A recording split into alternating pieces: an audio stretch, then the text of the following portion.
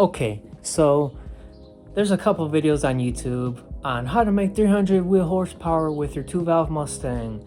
And I'm going to be really straightforward. This isn't one of those bullshit videos where it's like, okay, yeah, I made 280 on the dyno, or yeah, I'll get into that in a little bit, but this is the real deal, okay? I've been wanting to make this video for such a while because what I have done to this little baby is quite extreme, and I don't really mean anything crazy like high compression pistons, aluminum block, nitrous, whatever.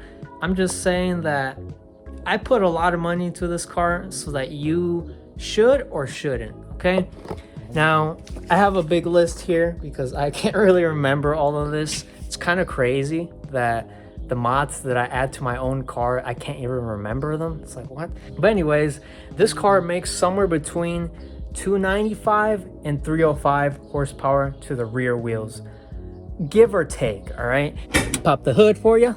Now, everyone has their own definition of what it is to be a full bolt-on car or a fully built car.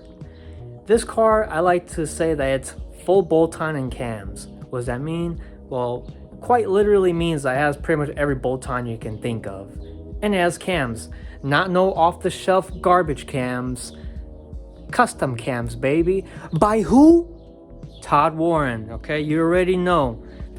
I had to go that route because I had off-the-shelf cams at one point. And they're great, but your boy wanted a little more chop and a little more power. That's exactly what I got here.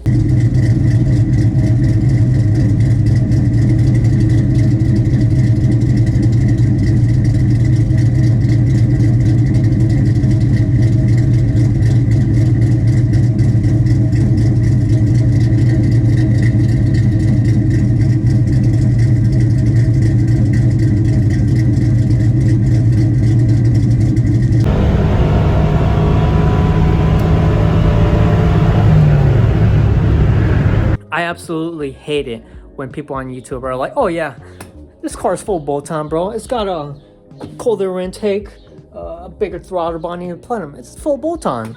Like, come on, bro. Only person you're lying to is yourself. That is not full bolt-ons, okay? This video might not be for the faint of the weak, but I'm going to try my best to spit out nothing but facts because I really hate it when people give you false information. And sure, I'm only a human being. I'll probably say one or two things wrong in this video, so if I do say something and someone wants to chime in, go for it. I like to know when I'm wrong because other YouTubers get really butthurt when they get corrected. I'm not that type of guy.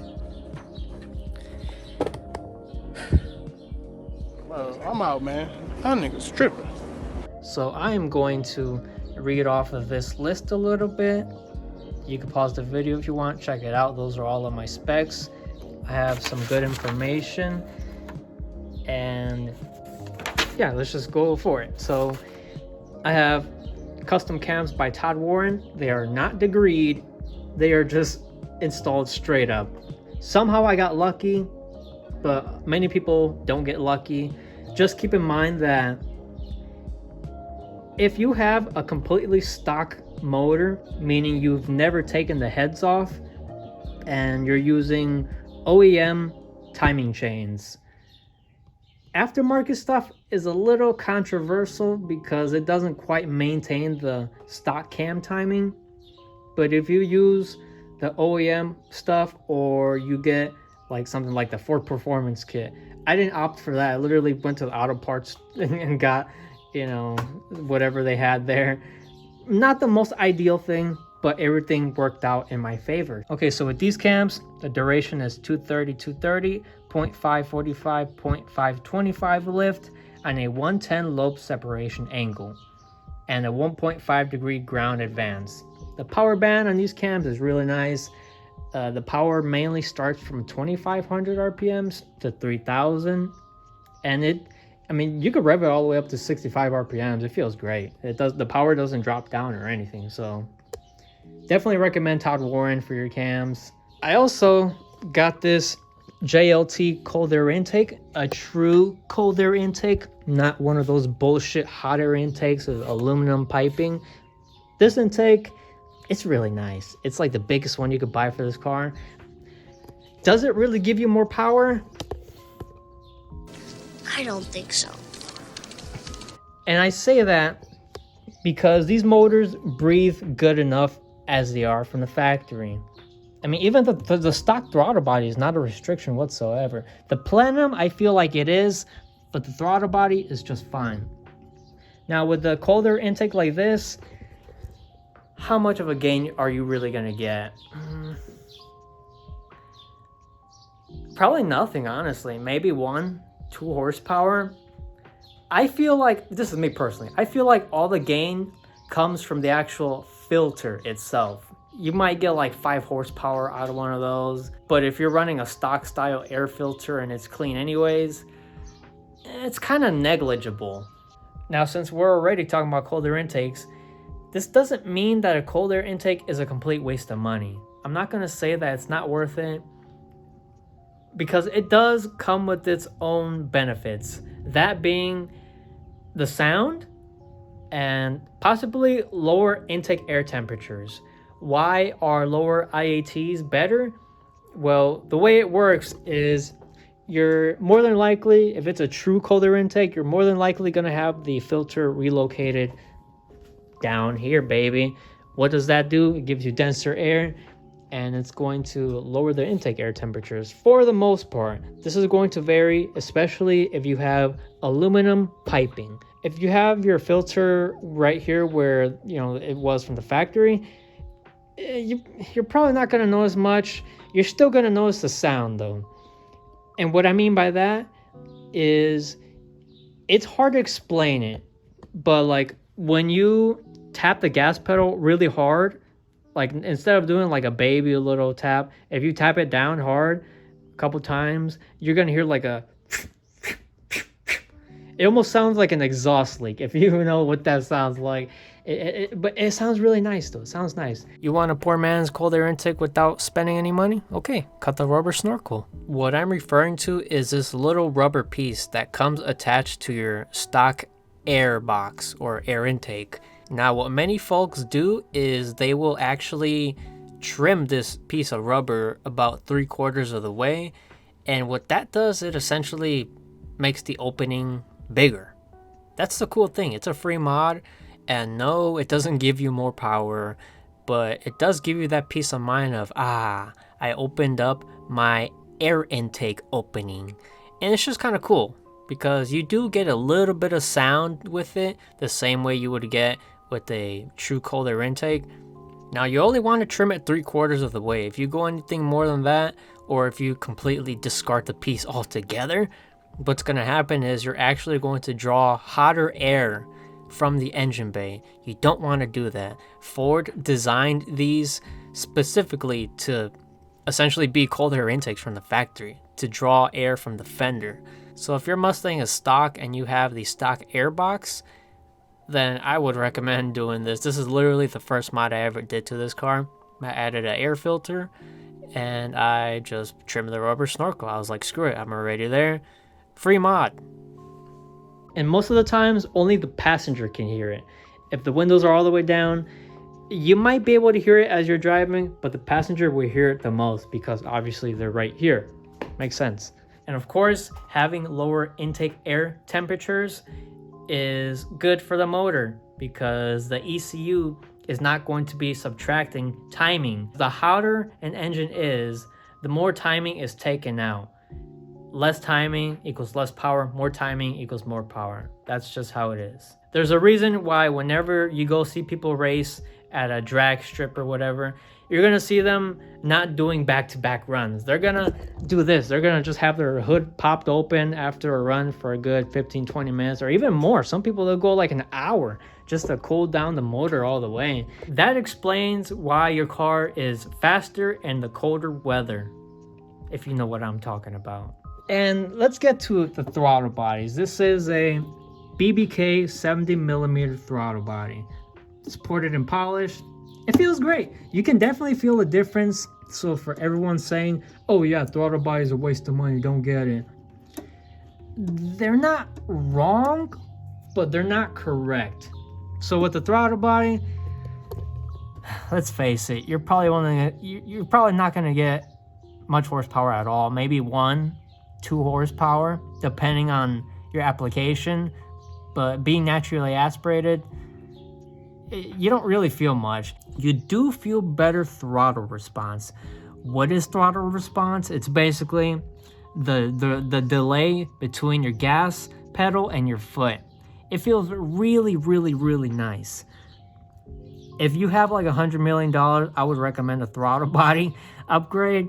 But if not, save your money. I bought this used for like $150 off of eBay, and I don't think I would pay any more than that because it's just worthless. The Plenum I do like. This maybe 5 horsepower. This is a CNL Plenum, and I have no complaints with it. Compared to with the stock Plenum, like when you try to put your hand through it, you could barely do that with the stock Plenum. With this one, there's a lot more space. Really nice piece. I recommend it.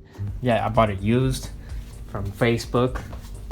And there's actually one thing you should know about these Plenums. So they don't actually sell these Plenums for the, I believe it's under 2001 through 96 Mustang GTs. They only sell the late 2001 to 2004. So what I had to do, just so if anyone ever runs into this situation, because I'm sure you're gonna run into it, the little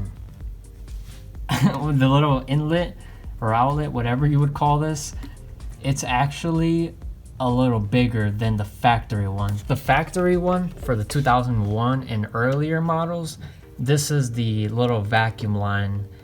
I can't remember the exact size, but I just went to O'Reilly's and got one size up of that vacuum line, and I literally just put the old one in there, slid it in, and it went in. So, and that's it for the big three. The big three isn't gonna get you much power at all, but it's definitely eye candy for when you open up your hood.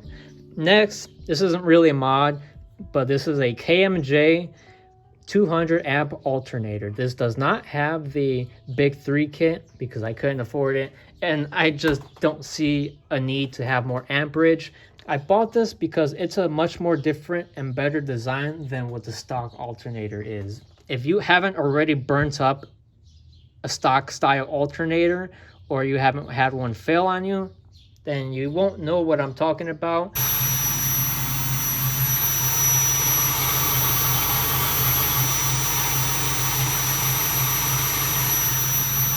But I've went through 2 alternators, and it's not fun dealing with these types of issues. So I pulled the trigger, spent like 300 freaking bucks on this. It's honestly insane how much you pay for an alternator, but it's a really nice piece. I wouldn't be preaching this that much if I didn't like it.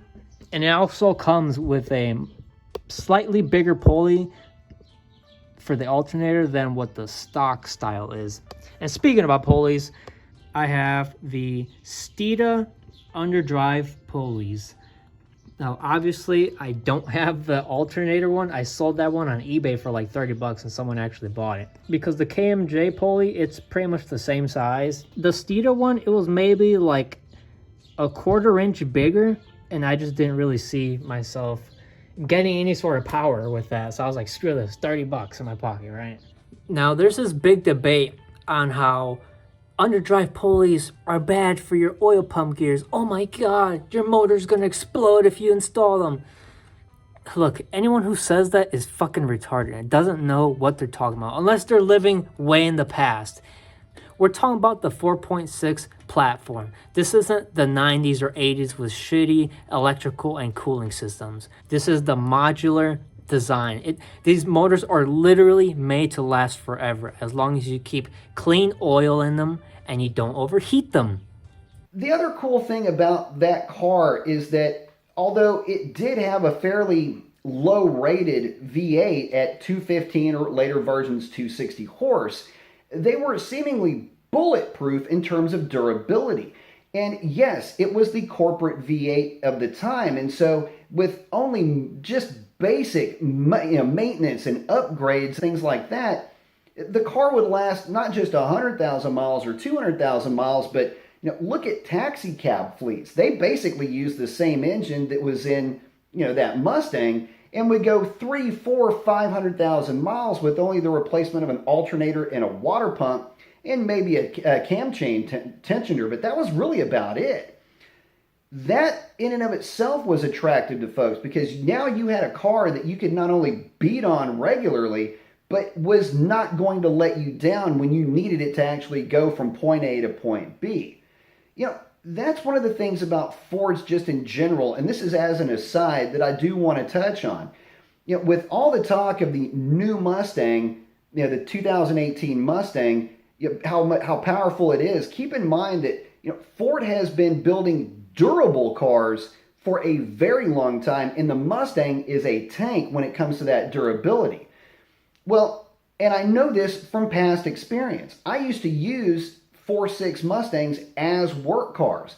And for me, driving the thing around, visiting clients, and they've been on job sites. I mean, I used to beat on those cars mercilessly and would really only get a new one when the mileage on the car just kind of deemed that I should. And again, because of the durability of it, you could just beat the living crap out of it, and it kept asking for more. Now, sure, the market is completely flooded with very cheap design pulleys.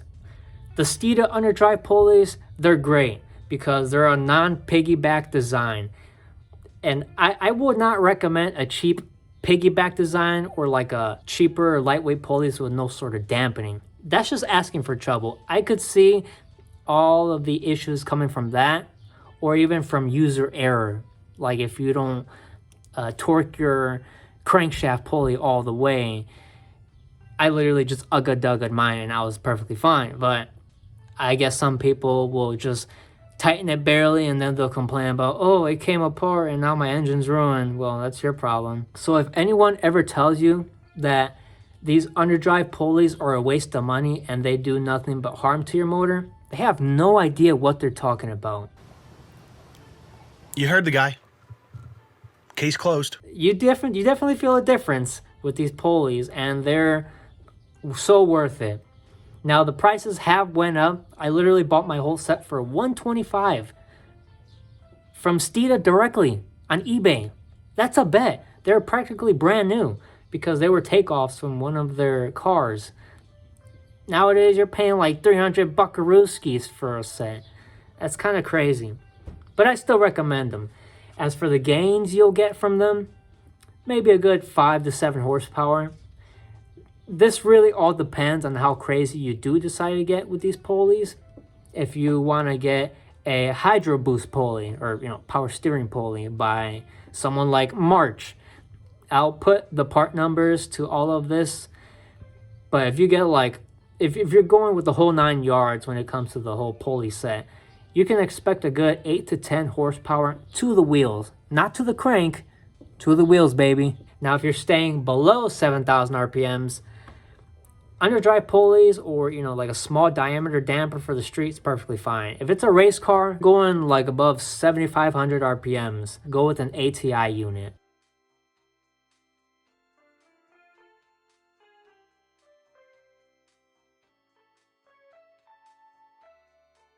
And if you're wondering, oh, I have a sound system, will that affect my electrical system with underdrive pulleys? No. Don't let anyone tell you otherwise. I'm that guy who will bump my shit on the street next to you at a stoplight with the loud-ass sundown audio subwoofer. Yeah, my lights are gonna dim like crazy. Is that normal for 99% of the cars? Yes, unless you have a crazy electrical system. But I've never had any problems with my charging system whatsoever. I drive my car in like negative 40-degree weather because yes, this is a daily driver. I drive it. It don't matter if there's 4 inches of snow on the ground. It doesn't matter if it's 120 degrees Fahrenheit out there. It doesn't matter if there's a tornado right outside my house. I have to drive this car, period. Thankfully, there are no tornadoes here in Wisconsin for the most part, but I have to drive this car everywhere, and I have no issues whatsoever. All right, so let's just talk about spark plugs and coil packs. I would only recommend Motorcraft when it comes to those two. There's really no such thing as a high performance spark plug that's going to give you more power. The stock ones are just fine. Part number Motorcraft SP493. If you're looking for coil packs, same deal. You don't want to get any cheap ones, even MSD coil packs. Don't waste your money on all that. That's not going to improve any sort of power at all. False advertising. Just stay with the stock ones. I believe part number is DG508. I'll correct myself on the screen if I get it wrong, but just please do it right the first time. I can't tell you how many people on the naturally aspirated car will run the wrong stuff and then complain about how their car's not running in tip-top shape. So please, if you're not running a supercharger, nitrous, or whatever, just run stock replacement spark plugs with a stock gap. There's no need for anything crazier than that. Okay, let's get to the very miscellaneous stuff. I have a 180-degree thermostat from Advanced Auto Parts. It's nothing fancy, no mission motor unit. That's stupid. Literally just a cheap $10 thermostat. It runs perfect. I also got a Motorcraft PW, I believe part number is PW423 water pump. Nice unit. Got it from like for 40 bucks, I think. Brand new. I know that's not really a mod, but hey, I'm running stock style motor mounts from AutoZone, and I mean, this car has pretty much everything done to it, maintained, like all the sensors, all that good stuff. I don't want to bore you with that. Let's get to the cool stuff. We got the BBK long tube headers, ceramic coated. Very nice. I recommend this mod. You'll probably get a good 15 to 20 horsepower depending on how free flowing your exhaust is. I also have a, let me see if I could get a good view of that. It's a 2.5-inch exhaust all the way back. And there's catalytic converters, yes. High Flow by BBK. I'm running their H-pipe. Sounds amazing. So amazing. It's a pretty quiet car for what it is, but I get so many compliments, it's ridiculous. I'm also running Flowmaster 40 mufflers. Oh yeah, let's mention this, the subframe connectors. This car being a convertible, you gotta have these. The ones that come from the factory that are bolted in, those are trash can water shotties. These I literally made at my old job based on what Maximum Motorsport made theirs from. Like everything is exactly the same from the length to the width, and I believe these are even heavier. This one doesn't have any sort of bends, and you can tell it's truly homemade. Like the seat bolts are welded in. There's this like really thick plate that I had to make in order for these to mount on there. And yeah, the welds ain't pretty, but they work. And I trust my life with these welds. So nothing to be ashamed of. I made these with the help of my pops and my brother. I'm definitely proud of it. I saved myself like 200 bucks. This is a worthwhile mod because literally the doors close like a dream. Before then, you would have to slam the door like crazy. Now you don't have to do that. They close fine and everything lines up pretty good. So if you have an old Mustang, or if your doors are starting to get out of whack in terms of the alignment, weld on some subframe connectors. You'll see a difference. And I didn't have a lift or a drive-on lift. When you weld subframe connectors to your car, it has to be supported by the suspension. You got to make sure the car is at ride height. So like as if it is right now, where you have all the support on all four wheels. If you jack it up like the way I did it, it won't be perfect, but I tried to make it as perfect as I could. So I literally just had like 2 jack stands on each side, there and there. And I tried getting the car as level as possible, and it came out great.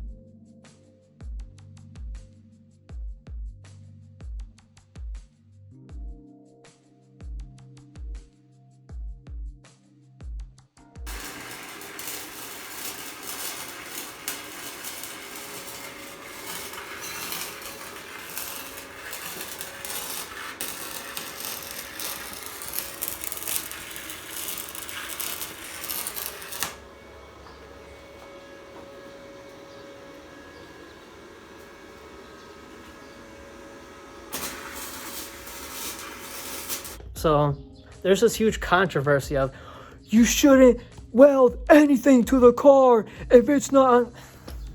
I did it just fine and it worked out great. And I actually saw the benefits. So don't let that scare you. If you don't have these resources, just do it the old school way on jack stands. It's not going to be perfect.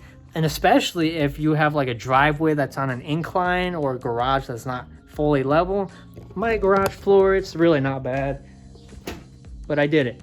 All right, that's all surface rust. I could paint over that, no problem. Don't worry about that. Worry about yourself. But let's get back to here.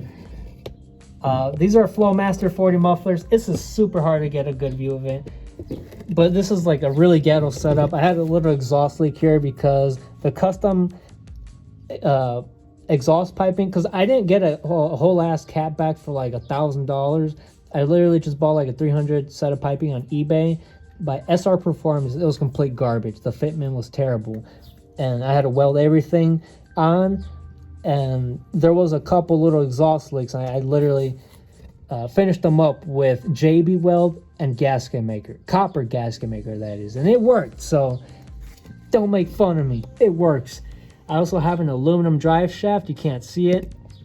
But it's from Jegs. Ford Performance sells one for like 100 or 200 bucks more. That's a waste of money, honestly. The Jegs unit is made perfectly fine and it's lightweight. How light is it? I believe it's like 6 pounds lighter than stock, which doesn't sound like a lot, and it really isn't for the money you pay, but you can feel the difference for sure. I also have 373 gears in the back with all new bearings and all that. I did that myself with my brother and my dad. Pretty crazy project, but gears are like the number one. Okay, if you're balling on a budget, let's say you bought a stock Mustang, right? If you're balling on a budget and you want to make this baby go fast or just have a little more giddy up than stock, a set of gears and a custom tune. Those are like the best two mods you can do. Because if you get a set of gears, you're going to feel it. You're not going to get more horsepower, but it's going to make the car much more torquier and just much more quicker in terms of acceleration. And since it's going to throw off your speedometer anyways, that's your opportunity to get a custom tune. And with a custom tune, you're going to get like 15 to 20 horsepower. Even if you're stock, as long as you run 93 octane and you get a reputable tuner, like Marty Oaks or even Brent Speed for that matter, you'll be fine. Right now I'm running a street tune from Marty Oaks. Up to where you're gonna do it and then let me know. So just find a clear spot because you're gonna be moving, you know what I mean? We're doing really good. The data looks great. Nice. I'm gonna say you're the first person who we've done a cam tune for in a long time who hasn't had bullshit problems, you know what I mean? I don't want to jinx you, but usually everybody's got bullshit with their fuel system, or you know they didn't degree the cams, or you know the wrong spark plugs or whatever. So Right. This is really good. This makes me happy. I'll throw a picture on the screen on where I have my wideband sensor welded, but it's essentially right before my catalytic converters. It's a really, really tight spot, and it's honestly insane how I made it work.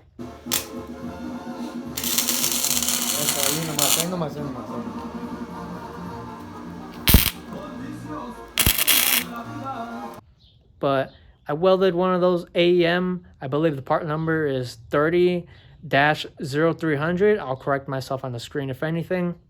Super nice X series wideband. It's perfect. And yeah, the tune went great. And this car drives like a dream.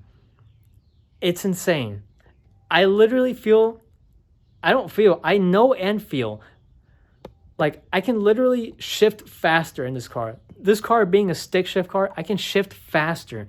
It's really weird for me to say that, but right after the tune, it just feels like when I'm in the high RPMs, when I'm at the high RPMs and I try to shift into the next gear really fast, it goes in with ease before it would kind of feel like I'm locked out. I don't know how that quite works. The only thing I can think of is maybe the engine load is too high in the tune when I'm switching gears. So that's why it doesn't let me go into the next gear as easy. I don't know how that works, but hey, the car runs like a dream. I've had no sort of check engine lights. I have had the dreaded P0420 code. What is that code? That basically means either you got no catalytic converters or your cats are not operating as they should. And these being aftermarket cats, I kind of knew that was coming. So I'll kind of show you what I did. I bought these set of Dorman spark plug defoulers, 18 millimeters for this car. Put one on each side of the exhaust on the downstream sensors. And essentially what these do is they space out your O2 sensor so that they kind of bypass the ECU's signal of reading what's coming after the upstream sensors. It's a bit hard to explain, but you do this right and you're not going to have any issues. I haven't had a check engine light in so long, and it's great because many people don't know their way around this, and this sucks. I was there at one point. But literally, you take a spark plug defouler, you drill a tiny bit around it until you could not fully fit your O2 sensor through, but enough so that it can breathe through. And that's it. That's really it.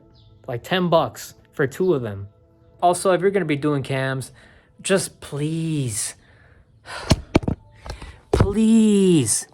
install new valve stem seals. You don't want the back of your car to be smoking and then to do all of that work all over again, pulling the cams. Don't be that person. Do it right the first time. I don't understand why no one does this. But it's like saying you're going to take a shower, but you're not going to wash your hair. What? And speaking about camshafts and timing chains, this one might be a mixed bag, but I'm going to read what I wrote here. This came directly from MHS, Modular Head Shop, and Todd Warren. This is essentially their opinion on this. Auto part store cam tensioners aren't the first choice, but as long as they are cast iron, then they're okay. Otherwise, Ford all the way, baby.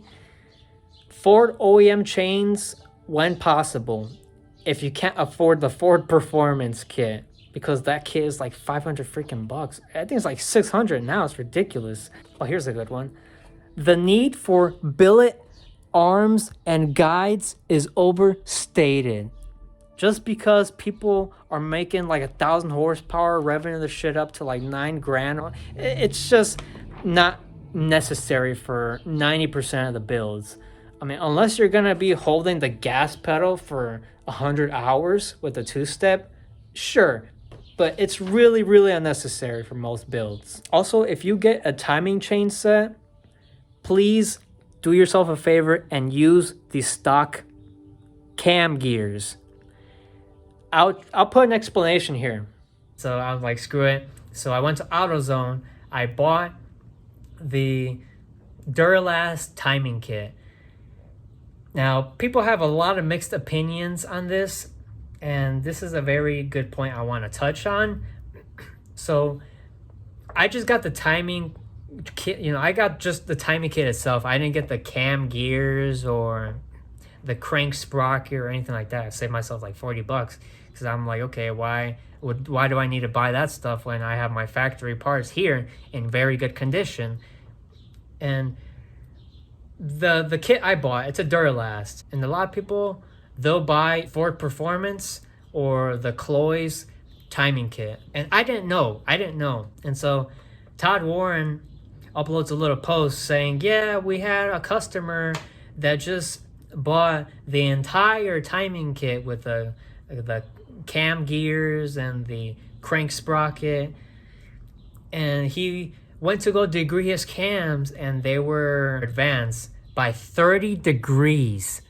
30 degrees. That is crazy. Like, I didn't know that because, like I said, I had my factory cams, and Thankfully, mines were not pressed on, the actual cam gears, so I just reused them on the new cams, and I was good to go. But yeah, I definitely didn't notice that. If I were to be one of those people who just didn't know, I bought the whole freaking timing kit with the cam gears and the crank sprocket, and I put them on the new cams, it wouldn't have been good. It would have been, like, I would have been chasing the issue forever. So hopefully that saves you some frustration when you're going to replace your timing components. OEM's pretty good stuff, if I gotta be honest. I've done a lot of research. Everyone just says OEM stuff is good for like 7,000 RPMs. That's crazy. And as long as your cam tensioners are metal and they're the ratcheting design, you should be fine. But I wouldn't go buying the cheapest set you can buy. Don't get the cheapest eBay special. Assuming I found an explanation from one of my older videos, that's why you want to use your stock hardware, because it works and it maintains your stock cam timing. You don't want to use this aftermarket garbage because they're not always going to be to OEM spec. I'm also running stock 19-pound injectors. These injectors, they're good for up to about 300 horsepower to the wheels, or even more. Don't let them tell you, oh yeah, you're gonna need a bigger set of injectors. Once you reach 280 or 270, you're gonna need 24 pounds. Guys, I was once fooled by these idiots. Don't be tricked and deceived. Stock 19-pound injectors are good for pretty much as much power as you can put naturally aspirated on a 2-valve. Run the stock injectors. I think they're actually good for like 317 horsepower to the wheels. That's pretty crazy. Now, granted, I do have a Walbro 255 fuel pump, like the whole assembly, whatever. That's good for like 500 horsepower to the wheels. And honestly, a bigger fuel pump is like necessary once you're gonna be throwing cams at your car and pretty much everything you can think of. Because chances are your stocker, it's gonna get a bit lean when you're pushing it to the limits. So yeah, I did everything right. You know, new Motorcraft fuel filter and all that. And car runs great. I've never had any sort of issues. I will say, with this Walbro unit, you do get a little cranking issue when you're starting up your car. Now, this is never an issue from like a true cold start. But like, let's say you go to the grocery store, park your car for like 25 minutes, come back, you might have an issue of it taking a little more than usual to crank. So instead of it's gonna just crank, and you're gonna be like, what the heck, it's not starting. But on the second crank, it's gonna start just fine. Keep that in mind. I know this isn't really a mod, but I'm running NTK branded oxygen sensors. Very good brand. Literally, NTK makes these sensors for Ford. So I wouldn't waste your money on a Motorcraft unit or like a Bosch. Just get NTK. NTK is good stuff. And for those that don't know, when you add long tube headers to a car with aftermarket piping in the exhaust, you're going to get this little cool turbo sounding whistle. It's hard to explain it, but you just have to trust me. Long tube headers make your car sound really cool on 2 valves, as long as you have the exhaust opened up.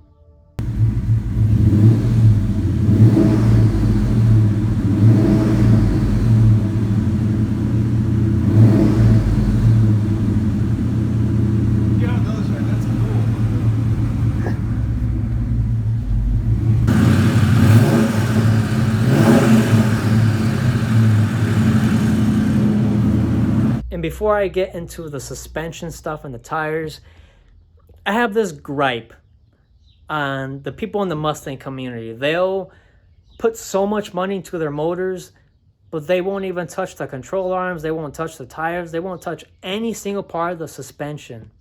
And then they complain, my car's not hooking, oh my gosh.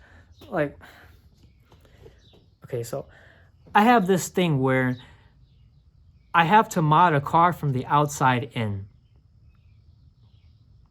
I will not mod a car if I can't do that. Why do I say that? because if you want to put that power to the ground, you got to work your way from the outside in. You can't just add a lot of power. And I see a lot of people doing this. It's really ridiculous. And the thing with modding the rear suspensions of these cars, especially the rear lower control arms, is this bolt right here is going to be really difficult to get it out here, because the bushing has a little metal sleeve in it.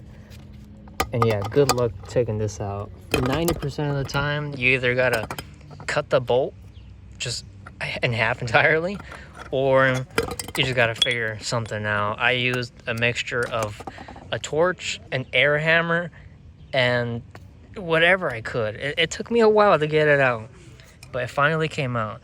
It's crazy how people on YouTube will just have like, you know, a big wrench and a socket, and they're like, oh yeah, it just takes like 5 minutes. No, 90% of the cars out there are not going to be that easy to take out. That's why a lot of people don't even bother modding the suspensions, because it's just a pain.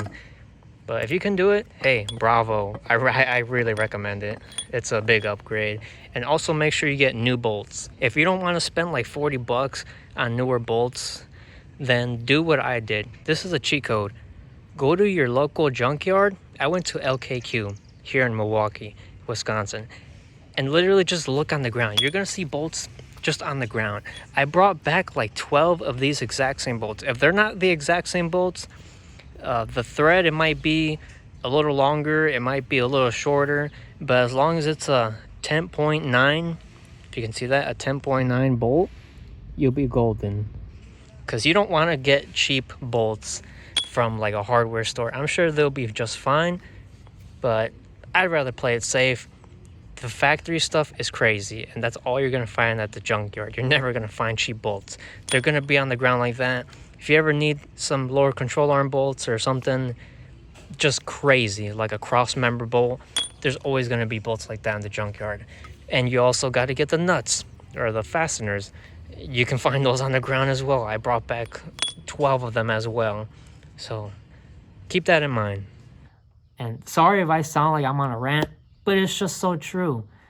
Like, I get it. No one likes to work on suspension. Trust me, it sucks.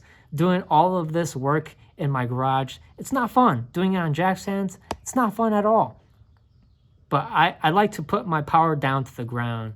All right, let's see that hole shot, baby. I'm counting on you there, late model. Get him, get him.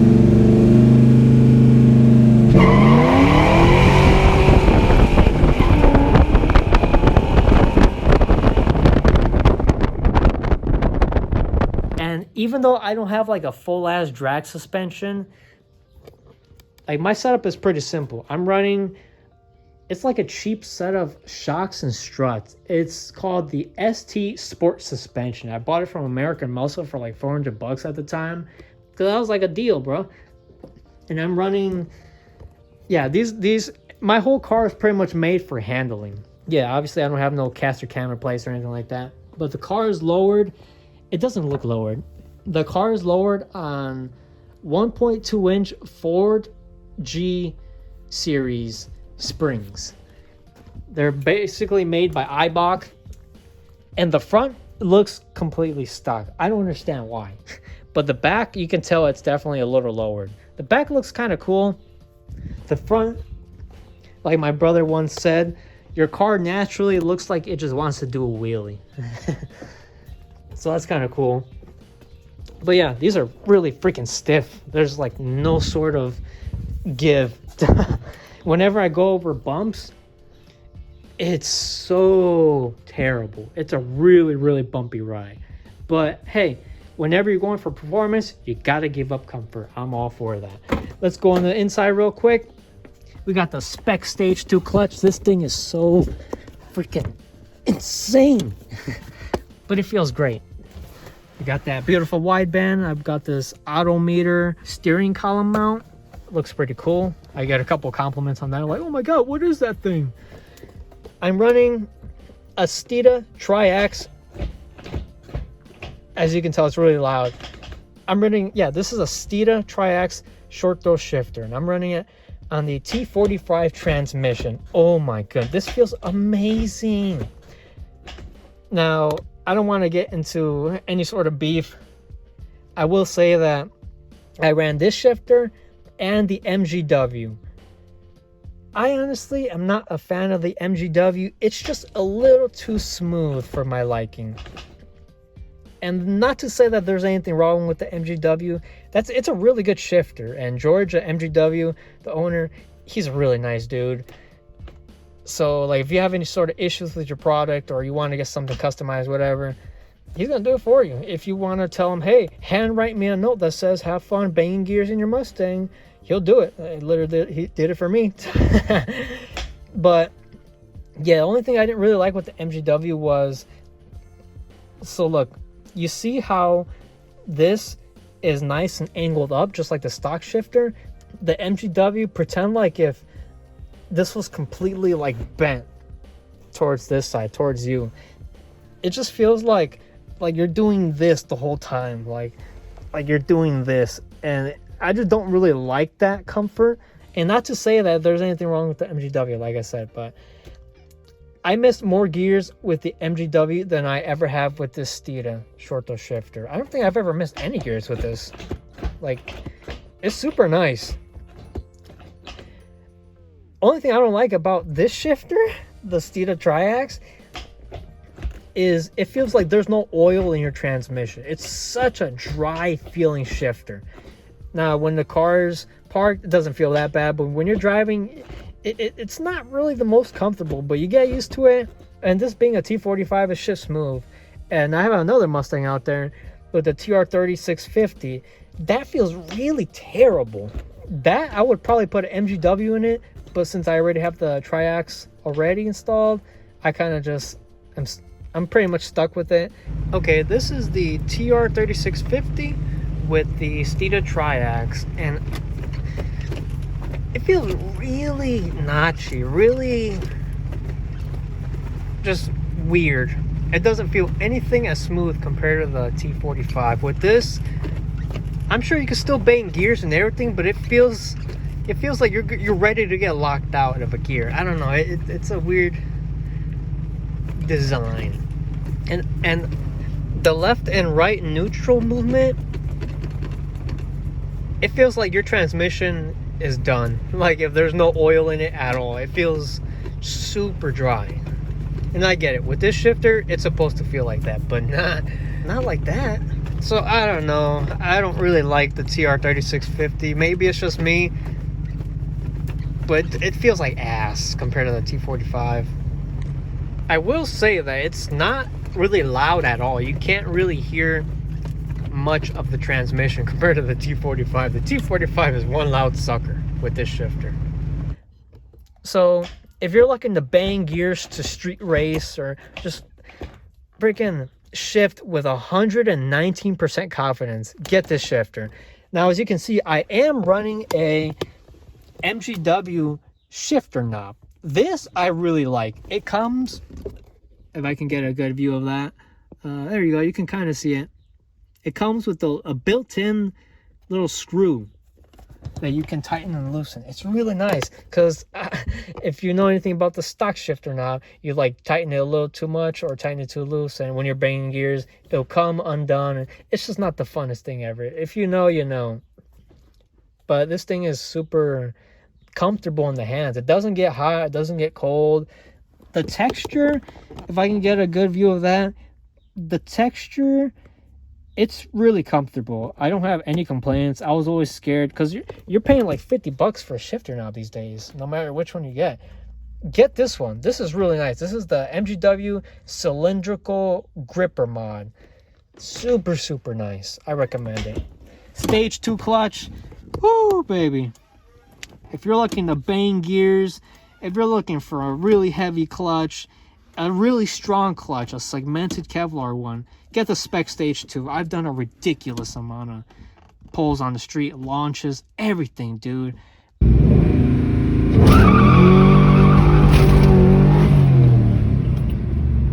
And this thing just keeps holding up. And it was slipping for a little while. And since I have the luxury of adjusting my clutch pedal, this is the Maximum Motorsport adjustable firewall, And down there by my gas pedal, I have the firewall quadrant. And I have the whole clutch cable, their whole kit. Super nice.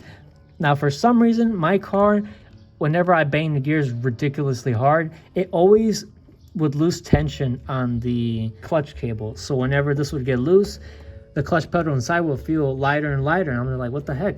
So one day I was like, okay, I'm tired of this. I'm just gonna tighten the clamp as hard as I possibly can. And yeah, it hasn't really lost any sort of tension. So that's great. Going back to what I said earlier though, my spec stage 2 was slipping just all of a sudden one day, and I felt it. I would push down the gas pedal, even halfway down, and the car's RPMs would go like this. It'd be like, I'd be driving down the road, I floor it, and go like, it was not good. I was like, what the heck? This spec stage 2 clutch only has like 5,000 miles on it. Why is it failing? There's no way. And so I just kind of adjusted it one day when I was at school, and it felt a little better, but on my way home, it just kind of felt the same. So I was like, screw this, whatever. My clutch is going out. And yeah, like drive it like that 2 weeks, 3 weeks, 2 months, 3 months, and the issue just disappears. So I don't really understand what happened there. Maybe this had a lot to do with it, just keeping the tension on there on the clutch cable itself. But I will never find the answer to that. But the clutch is not slipping anymore. It holds launches and hard RPM shifts pretty good. Oh yeah, and since we're talking about clutches, one thing with the spec clutches, or at least in my experience, is you have to use a Ford throwout bearing. Now, I went the whole 9 yards. I got the Ford throwout bearing, the Ford racing one, and I also got the Ford clutch fork. I'll explain why in a bit. And I resurfaced my flywheel, because the first time that I installed the clutch, I had nothing but weird, I don't want to call it chattering issues, but it was like it just sounded like a metal grinding noise, and it didn't go away. It went away like after the car was warmed up for like 5 or 10 minutes, but then it would come back intermittently, and it was a nightmare. It was really embarrassing. It was so loud. That could have been the throwout bearing. That could have been maybe because I didn't resurface my flywheel the first time. And I'm going to be really honest with you.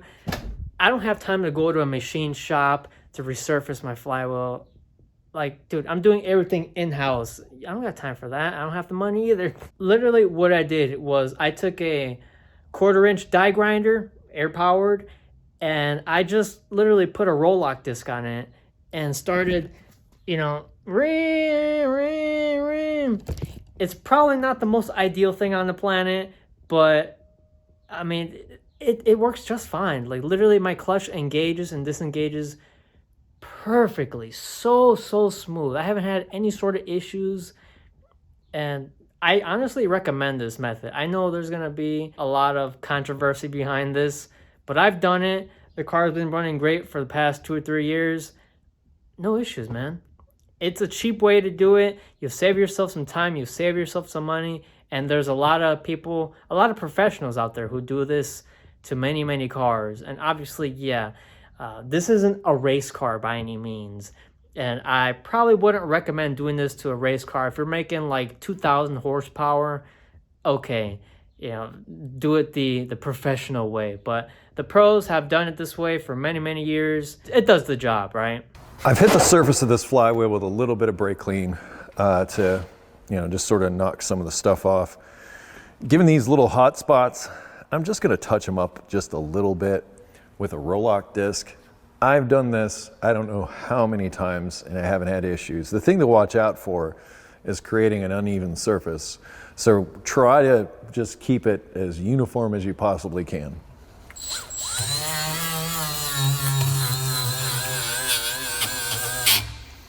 You can see that didn't take much to clean up at all. I didn't have to work that hard. And I usually don't. I mean, I've seen these pretty bad. And I've been like, well, I don't have a flywheel or the time to machine it. So I did this, I put it together.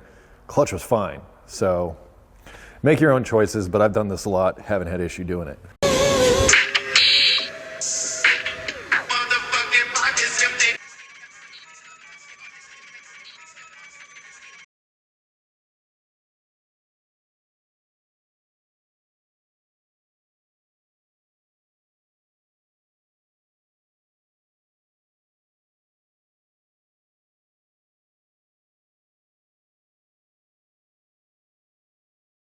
And that's honestly why this car shifts ridiculously smooth.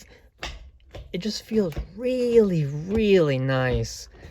Because I have I got everything. All the bearings in the transmission, where the bell housing is, and, you know, clutch cable, all that good stuff. So no complaints. Also, I want to point out one thing. I have the Ford Performance PI intake manifold. Do not get a doorman unit or a cheap one from eBay if that's what you're thinking of doing. Please, you're going to lose a lot of power. I'm telling you, because this new Mustang that I bought, it has that dormant intake, and you can feel the car it feels terrible. When you're above 3,000 RPMs, there's like no power. This bad boy is the one you want. I don't care what kind of build you have. Well, okay, if you're keeping it below 7,000 RPMs and you're looking to make the most possible amount of torque, this is pretty much the intake that you want. Because once you start going with the billet intake manifold or a Victor Jr. or whatever the heck, you're either going to be spending a lot of money for little gains in the top end, or you're going to just have a car that's not the most streetable. It's barely going to have any sort of torque. Now, this is the best part. If you're looking to street race your car, if you're looking for stoplight to stoplight action, these are the tires that you want. I don't care. Well, at least for a stick shift car. If you're running an automatic, you can get away with Nittos. But I would not recommend any sort of Nittos on a stick shift Mustang if you're looking to launch it. Just do it right the first time. I learned my mistakes. I was running Nitto NT 555 R2s. They were okay, but they're just really greasy, no matter what gear you're in. With these, they hook up as if you're at the track. Okay, that might be a little bit of an overstatement, but you just have to trust me. I run these on 25 to 26 PSI on the street, so by the time I'm driving down the road, they're like 27, 28. And the tires seem to love that. Any lower, the tires seem to not grip at all. It's really weird. But since I only do street driving, I guess it kind of makes sense. And you might be thinking, you can't drive these in the rain, can you? Yeah, you could. I've driven in crazy downpours because I've had no other option. I've had to go to school. I've had to go to work. You just have to make do with what you can. And as long as you're not trying to launch it, you'll be fine. I mean, who the hell's going to be... It's kind of crazy, the stuff I read on forums. People will be like, yeah, I was going 80 miles an hour on the freeway. Like, seriously, if you're going 80 miles an hour on the freeway, what do you expect? That nigga's tripping. Like, me personally, I probably wouldn't go over 45 miles an hour on these tires on the street. I would not take these on the freeway. If it's a light drizzle and you're going like 50 or 60 miles an hour, that's fine. But, I mean, seriously, guys, use your mind. But anyways, these are good tires, man. The ET Street Rs, the radials, these are not bias plies because I didn't want to go too crazy like that. And these aren't even a huge tire size. These are a 270/40 on a 17-inch rim.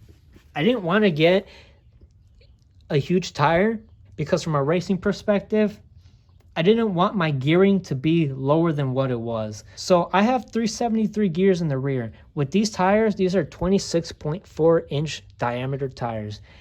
The car basically thinks that I think like the right calculation was 3.67 gearing in the rear end. Now, if you're going with like a whole ass 28-inch setup, yeah, your car's gonna be really slow, man.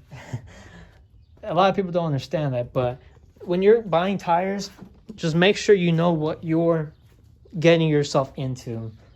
Don't be the guy who wants the biggest and baddest, because then you're going to deal with fitment issues, and your car's going to be much slower than what it was. Sure, your launches are going to be immaculate, but what good is a fast launch if you're not going to have enough giddy up, right? So, yeah, man, these tires are pretty sweet. They look really cool.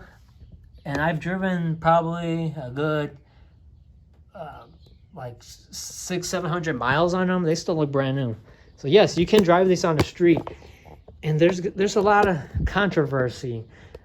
People are like, yeah, if you run a radial in the back, you have to run a radial in the front. No, you don't. I'm literally running an all-season tire with almost brand new tread. These are the Goodyear Eagle Exhilarates. Guys, you don't have to... Seriously. You don't have to run a radial in the front if you're running a radial in the back. If you get freaking insane with it, 28-inch tires, a whole drag suspension setup, okay, maybe. But me having a daily driver, I street race this car, I drive to the grocery store, I drive it fast, I drive it hard, I do everything with it. I've never had any sort of issues with losing grip, nothing at all. I'm also running Maximum Motorsport rear heavy-duty lower control arms. I still have the stock uppers. I just feel like they're in decent shape for the car having about 90,000 miles. But eventually I'll get those changed out. But with the lowers, they're really nice. I got the polyurethane bushings in them. That's like the first mile you should ever do. Maximum Motorsport low control arms with polyurethane bushings. Or if you're making serious power, spherical bearings, right?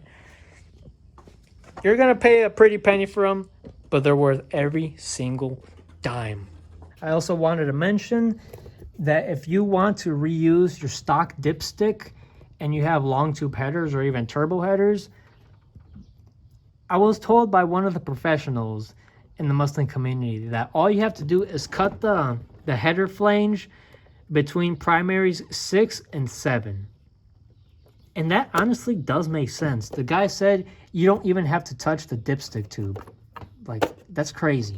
A guy named Matt Hayes in the Mustang community told me about that trick, and I was just mind blown. If you don't know who Matt Hayes is, he's a very smart man.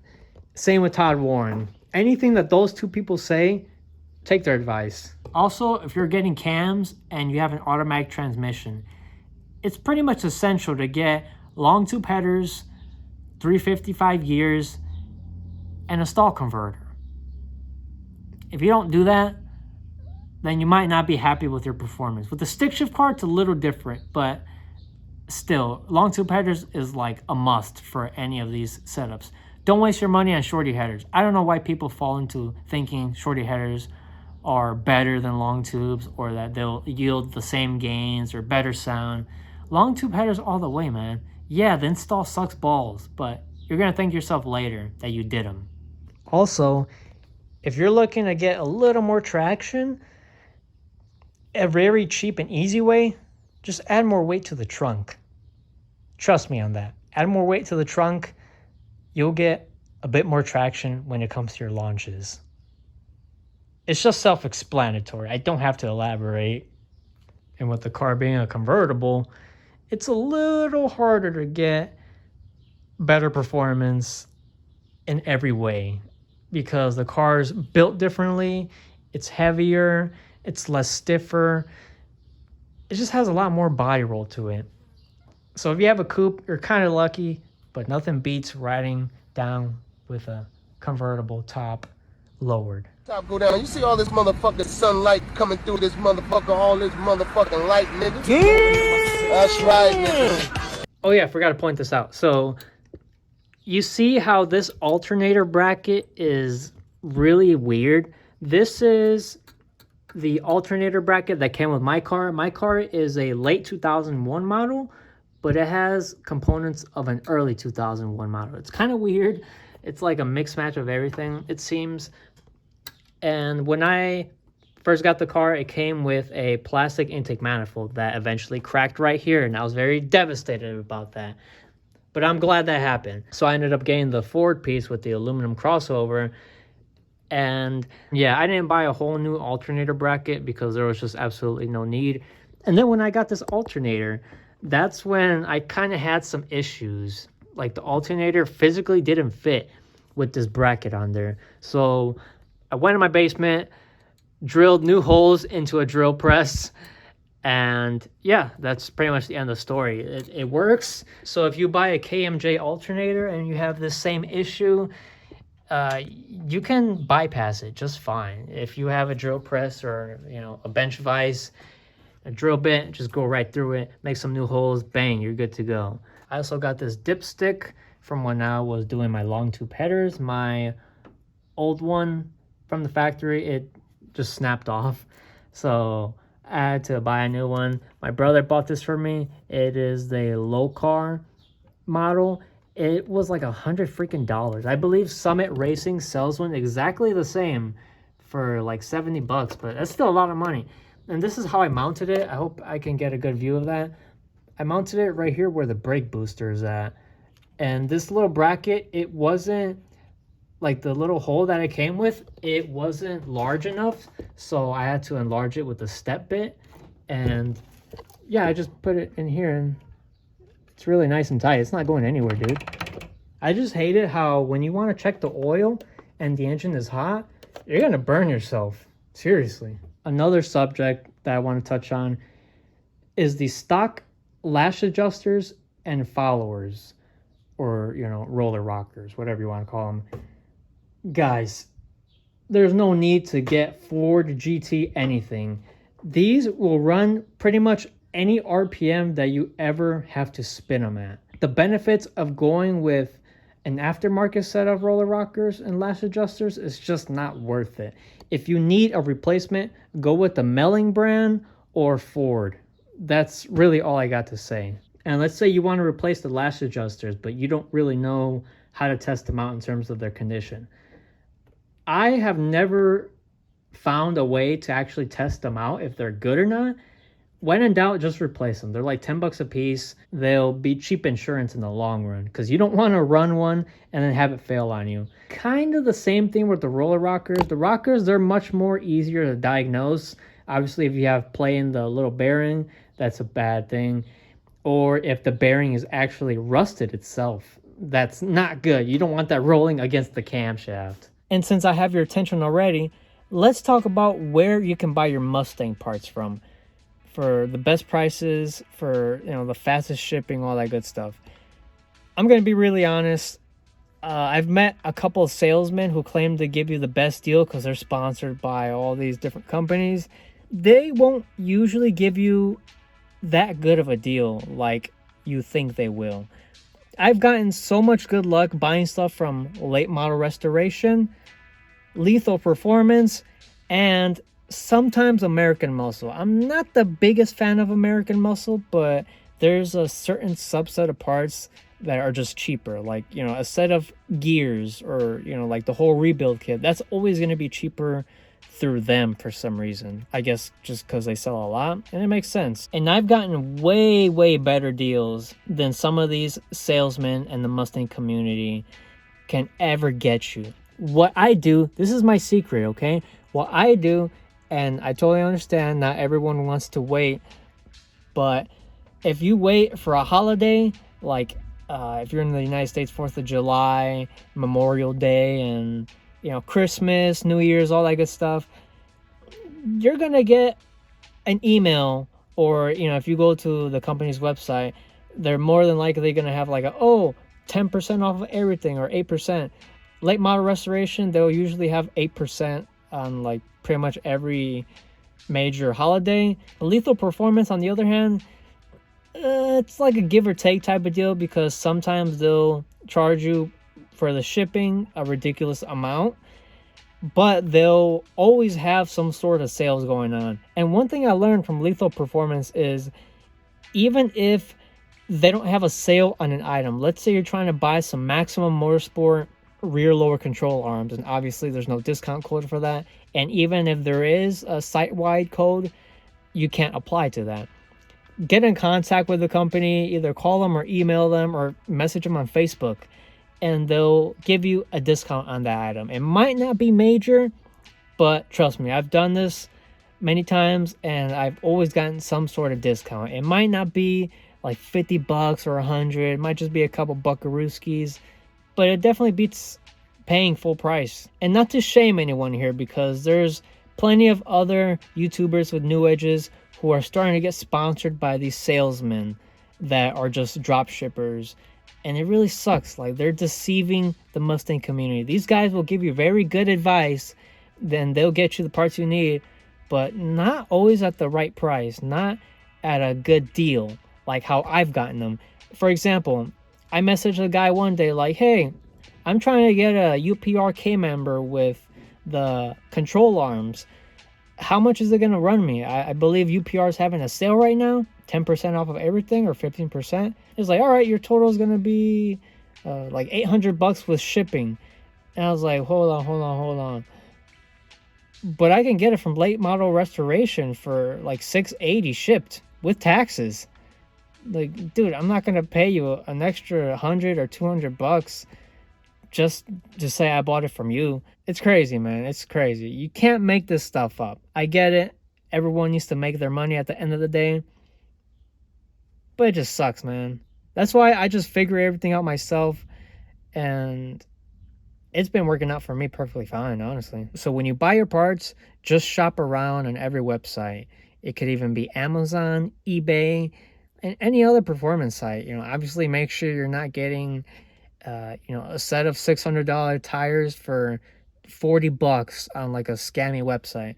But just be smart about where you buy your stuff from and you'll be fine. Okay guys, that's really all I've got for you. I'm hoping I didn't forget something in this video. I've been wanting to make it for such a long time.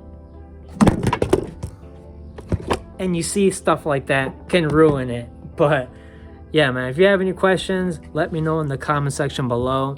I'm very responsive. And like I said, yeah, I may have said one or two things incorrectly in this video. And if that's the case, please let me know, because I like to know when I'm wrong too. Have fun modding your Mustang. Is the naturally aspirated bolt-on and cams route worth it? It really all depends.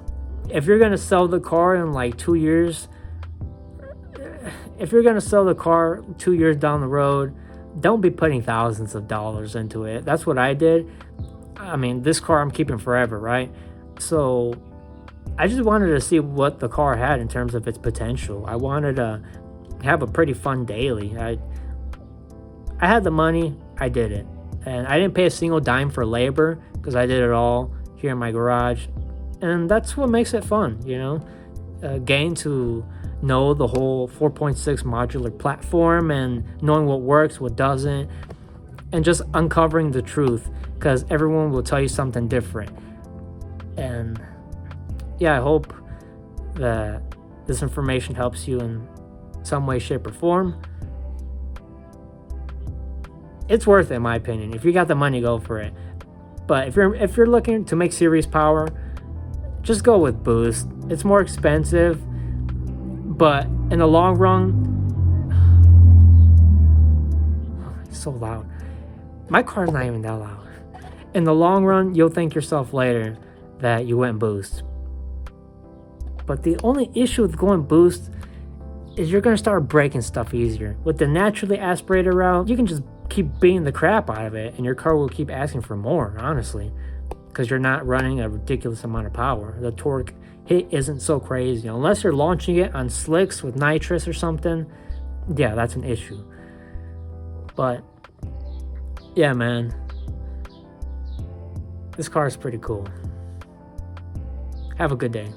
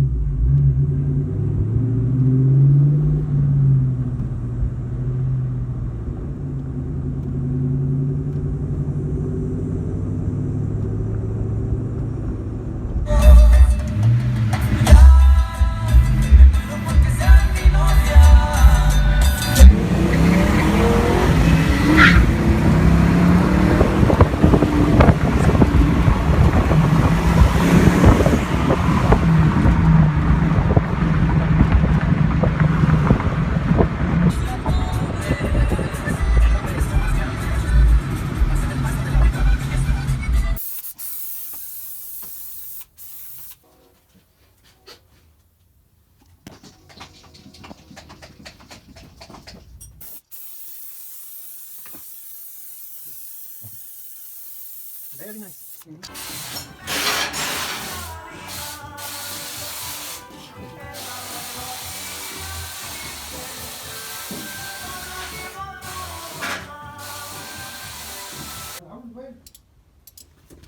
Alright, I'm gonna take a nice, ooh, wow, that's nice. Ooh, that's, hell yeah. Wrenching.